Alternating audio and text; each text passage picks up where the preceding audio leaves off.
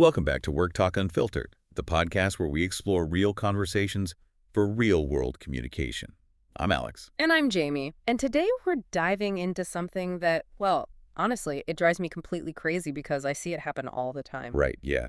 Today's deep dive is about that incredibly frustrating, almost like paradoxical reality at work, where the smartest people in the room are they're the quietest. Oh, absolutely. And it's not because they don't have, brilliant ideas. It's because they're entirely paralyzed by this desperate need for perfection. Totally. They're stuck playing what we call the waiting game. So our mission today is to help you shortcut your way out of that trap. We want to give you the actual real-world mechanics of how to get your ideas out of your head and onto the table. Because holding back your insights, it doesn't do you or your team any good. Yeah? It actively sabotages careers. Yeah, it really does. Okay, let's unpack this. I want you to picture a scenario. You are sitting in a high-stakes strategy meeting. Oh, I'm already stressed. Right. You've got your VP at the end of the table, maybe the marketing directors are there, and suddenly an insight hits you. A genuinely great idea about adjusting the project timeline. But instead of just saying it out loud, you start drafting it in your head. Exactly. You're sitting there internally editing the sentence. Making sure the grammar is tight, the vocabulary sounds smart. You want the logic to be completely bulletproof before you even draw a breath. And by the time you've crafted this flawless TED Talk level sentence, The conversation has completely moved on. You missed the window. it's the worst feeling. We see this constantly in workplace dynamics. People assume that if they can't deliver their thought perfectly, they just shouldn't speak at all. I used to do this all the time early in my career. It feels exactly like standing on the edge of a double Dutch jump rope game. Oh, wow. Yeah, that is a great comparison. Right. You're like bobbing your head, watching the rope swing, just waiting for that one magical, entirely risk-free moment to jump in without tripping. But in a fast-paced corporate meeting, the game just ends while you're still waiting on the sidelines. You never even jump in. Never. But, here's my theory on this. I want your take. Isn't this urge to wait for the perfect sentence fundamentally just a biological defense mechanism? Like, it's fear, right? We're just terrified of sounding stupid in front of the people who approve our promotions. No, fear is 100% the engine here. But let's actually look at the neuroscience driving that fear because it's fascinating. Right, so lay it on me. So the human brain's amygdala, that's our threat detection center, it doesn't really differentiate between physical danger and social danger. Wait, really? So it can't tell the difference between a tiger and a bad performance review? Exactly. When you're sitting in a room full of your peers and, superiors, your brain processes that environment much like a prehistoric tribe. Oh, man. So the stakes feel literally life or death. Right. In that ancient context, sounding foolish or being mocked meant losing social status. And historically, losing status equated to being exiled from the tribe. And, well, exile meant death. Wow. That is wild. So your brain is actively screaming at you, do not speak unless you are absolutely certain everybody is going to applaud. That makes so much sense. So when I'm agonizing over whether to say adjust the timeline versus, recalibrate the project parameters, my brain literally thinks my physical survival is on the line. Precisely. That's why the physical sensation of holding back an idea feels so intense. Your heart rate probably spikes while you're just sitting there silently. Sweating through my shirt for no reason. Right. But here's the catch. Holding out for this idealized perfection guarantees the exact failure you're trying to avoid. Because the business world operates on momentum, right? Not perfection. Exactly. An imperfect idea that's shared at the exact right moment allows the whole team to iterate on it. A perfectly polished thought delivered 5 minutes after the decision was made, it's just irrelevant. It's worse than irrelevant. It's annoying. If you wait 20 minutes to drop a flawlessly constructed thesis, you're forcing the entire room to rewind their mental progress. Yeah, it's disruptive. And honestly, it trains your colleagues to stop looking to you for input. They just learn that you're a passive observer, not a builder. That is a massive perspective shift for me. Yeah. So basically, every idea you don't share has zero impact, or maybe even a negative impact on your reputation. Completely. But, okay, here's where it gets really interesting to me. Let's say you conquer that primal fear, right? You tell your amygdala to chill out. You stop playing double dutch, and you decide to jump in. Okay, brave step. Right. The next hurdle is actually how we phrase the thought once we have the floor. Because I noticed the urge to soften our words completely backfire. Oh, the fluff factor, yes. This is a huge trap. Once people finally muster the courage to speak, They try to insulate their idea with verbal bubble wrap. Verbal bubble wrap. I love that. What does that sound like in practice? Well, it's all the apologies, the qualifiers, the unnecessarily long setups. Instead of expressing a simple idea clearly, they bury their actual recommendation behind this massive wall of hesitation. Oh, I have a painfully relatable example of this. I Yeah. was literally just in a meeting where I heard someone do this, and the contrast is staggering. Let's hear it. So the weak approach, the default one we all fall into, sounds like this. I was thinking that maybe we could possibly consider adjusting the timeline slightly. Oof, yeah. That phrasing doesn't just sound weak, it actively degrades your perceived competence in real time. Right.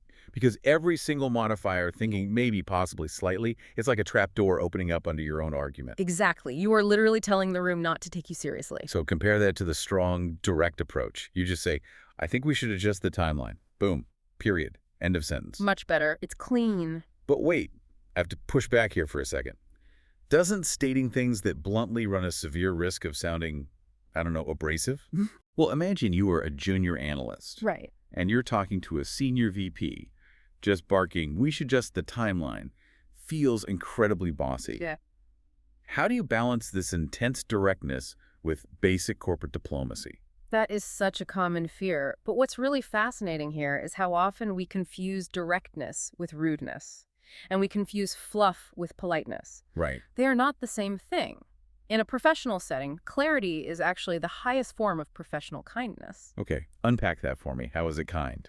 Well, when you use that weak approach, maybe we can possibly consider, you aren't actually being respectful of the VP's authority. You are forcing the VP to expend mental energy sifting through your own insecurity just to find your point. Oh, man.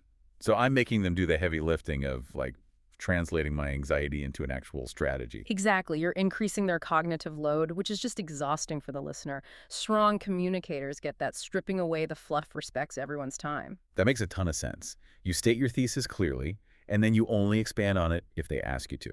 Yes. I think we should adjust the timeline is not a command. It's a clear thesis statement. If the VP asks, oh, why do you think that? Then you lay out your data. You don't need to give the entire backstory in your first breath. It's like you're planting a flag. Yeah. You aren't building the entire fortress before anyone has even asked to see the blueprints. I love that. Planting a flag, it takes so much pressure off that initial moment of speaking. It really does. But okay, this brings up a logistical nightmare that we definitely need to talk about. Uh-oh. What is it? Well, this directness, this whole flag planting strategy, it's fantastic if the room is quiet and everyone's just, politely waiting for you to speak. Which is never the case. Exactly. Real-world meetings are rarely that neat. It's not like raising your hand in third grade. If you're in a room full of dominant, extroverted personalities, there are literally zero pauses. It is a wall of sound. Yes, the uncomfortable reality of interrupting. How do you even get the floor in the first place without being a jerk? It's tough, because it's the graveyard of so many great ideas. We're socially conditioned from childhood to wait our turn, right? Never speak while someone else is speaking. Right. But in most fast-paced corporate cultures, that polite little pause just never arrives. If you wait for a formal invitation, you'll be waiting until everyone is packing up their laptops. Totally. So interrupting isn't actually rude in that context. It's just the natural mechanism for how ideas evolve. Exactly. Knowing how to interject politely is a mandatory professional skill.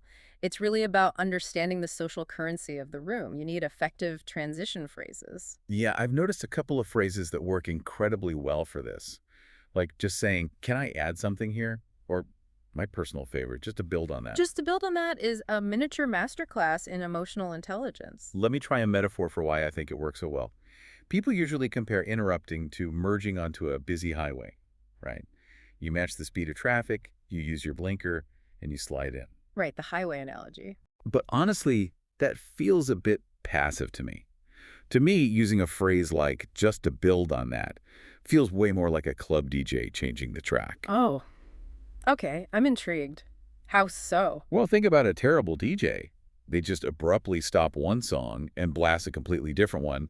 It jars the whole dance floor, everyone gets annoyed. Yeah, totally kills the vibe. Right. But a great DJ matches the beats per minute, the BPM of the current song. They layer the new beat underneath it, and then they slowly fade the old track out. You don't even realize the song changed until you're already dancing to the new one. That is a vastly superior analogy. It completely highlights the necessity of matching the room's energy rather Yeah. than just colliding with it. Yeah. It's about matching the BPM of the conversation. Exactly. And if we connect this to the psychology of group dynamics, you can see why, just to build on that, acts as that perfect BPM match. When you interrupt someone with that phrase, you're immediately disarming their ego. Because nobody likes being cut off. Yeah. It triggers that same primal threat response we talked about earlier. Yes, they feel attacked.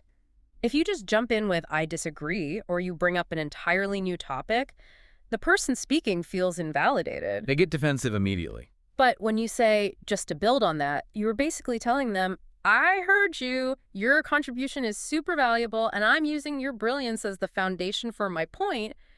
It's incredibly flattering. It's like verbal judo. You're taking their momentum and absorbing it into your own idea. You aren't competing with them. You're like collaborating vertically. Vertical collaboration. That's a perfect way to frame it. You validate their social standing in the room, which keeps their amygdala calm, while seamlessly shifting the spotlight onto your own fluff-free idea. You've successfully changed the track without clearing the dance floor. Exactly. But, there is one more trap here that we have to cover. Okay, what is it? So let's say you've navigated the psychology. You stopped waiting for perfection. You stripped out the verbal bubble wrap.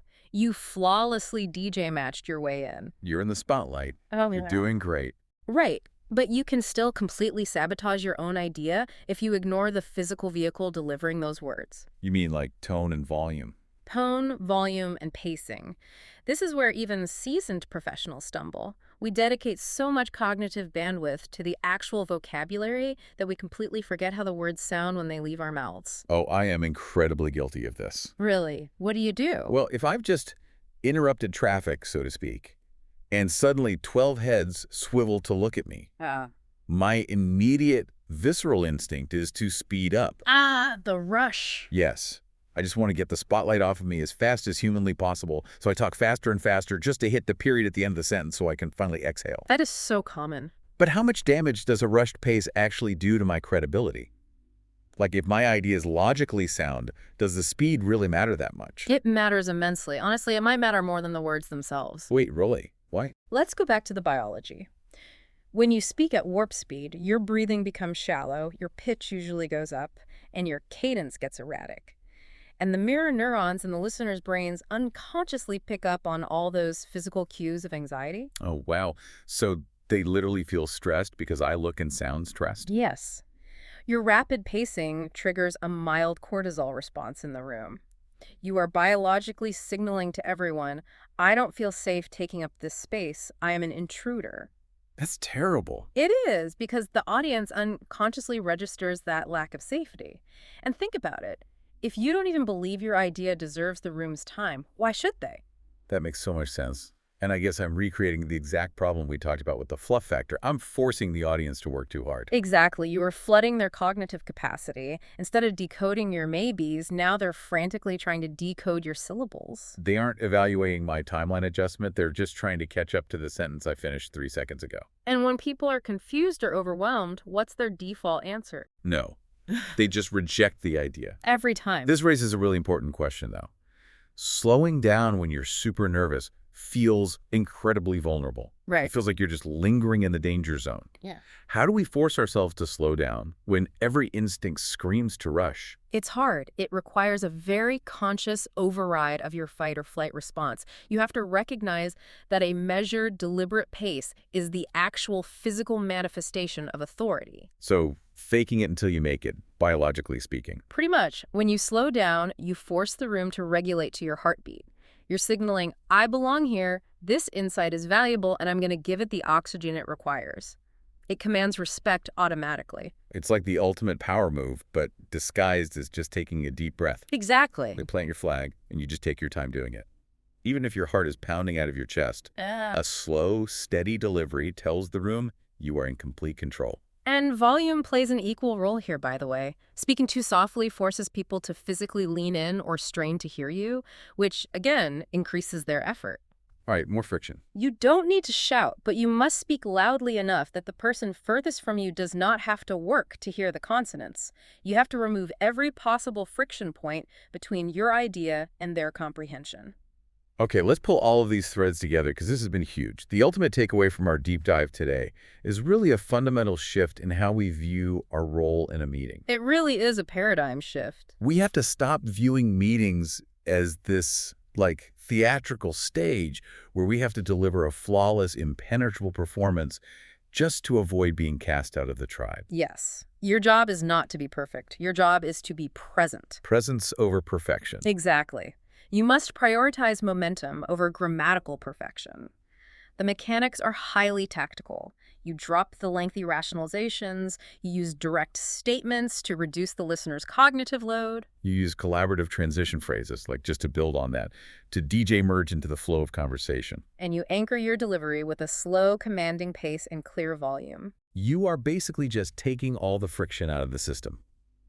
You're making it as easy as humanly possible for people to hear you, understand you, and agree with you. It's incredibly freeing when you realize you don't need to have the entire castle built. You just need to be willing to lay the first brick. I love that. When you implement these techniques, you stop being a passive observer, and you start becoming a central architect of the team's strategy. You actually step into your real potential. It changes everything about how you're perceived at work. Which leads me to a final sort of provocative thought I want you, the listener, to take with you into the rest of your week. Let's hear it. We've spent this entire deep dive deconstructing the mechanics of speaking up. But I want you to think about the long-term compounding effect this has on your career trajectory. If you walked into your very next meeting and deliberately gave yourself permission to speak a rough draft of an idea out loud, instead of hiding it while you tried to polish it to perfection, how much more influence could you ultimately wield over the projects you actually care about? That's a great question. It's really a question of uncaptured value. How much of your own brilliance are you just leaving on the table simply because you're playing it safe? That is exactly the question you need to answer for yourself. Stop playing double dutch. Stop waiting for the polite pause that is never going to come. Just jump in. Thank you so much for joining us on this deep dive. We encourage you to take these strategies, the fluff-free directness, the DJ-style interruptions, the deliberate pacing, and test them out. Treat your next meeting as a laboratory. Yes. Keep experimenting, keep pushing past that primal hesitation, and most importantly, the next time that great idea hits you, don't edit it, just say it. We'll catch you on the next deep dive. See you next time.